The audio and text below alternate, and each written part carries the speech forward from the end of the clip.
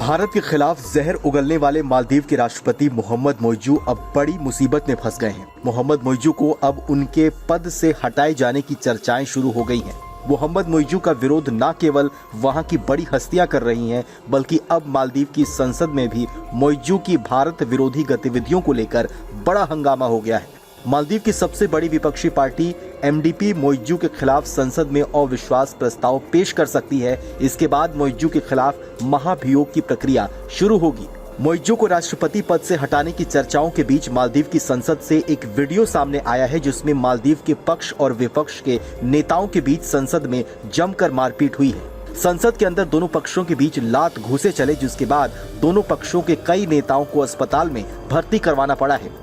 मालदीव की संसद में यह हंगामा तब हुआ जब राष्ट्रपति मोहम्मद मोइज़ू के कैबिनेट में 4 मंत्रियों को शामिल करने की बात शुरू हुई थी। बहस बढ़कर धक्का मुक्की तक पहुंच गई और फिर सत्ता और विपक्षी सांसदों के बीच हाथापाई हो गई।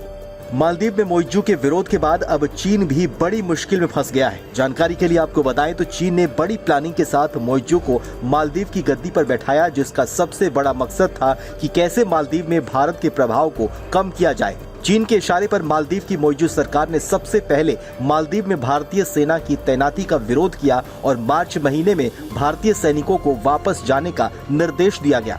मालदीव की विपक्षी पार्टी एमडीपी के एक नेता ने कहा है कि मोइज़ू के खिलाफ अविश्वास प्रस्ताव लाने के पीछे की वजह वर्तमान सरकार की भारत विरोधी नीतियां हैं।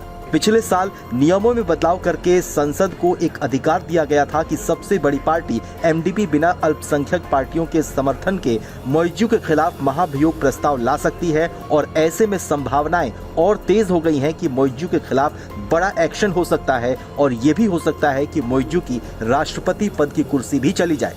मोइज़ू के खिलाफ महाभियोग प्रस्ताव के लिए 54 वोटों की जरूरत है। वहीं विपक्षी एमडीपी के पास 56 सांसद हैं। मालदीव में चीन ने वही चाल चला है जो उसने श्रीलंका, पाकिस्तान जैसे देशों में चला था। मालदीव के राष्ट्रपति के चीन से लौटते ही चीन ने अपने जासूसी जहाज को मालदीव की समुद्री सीमा में तैनात करने का ऐलान कर दिया था। चीन मालदीव में अपना नौसेना बेस और सैनिकों की तैनाती कर भारत पर नजर बनाए रखना चाहता है। मालदीव में चीन की तैनाती से चीन की समंदर में पहुंच बढ़ेगी, लेकिन अब मालदीव में चीन के बड़े प्लान पर पानी फिरता हुआ नजर आ रहा है।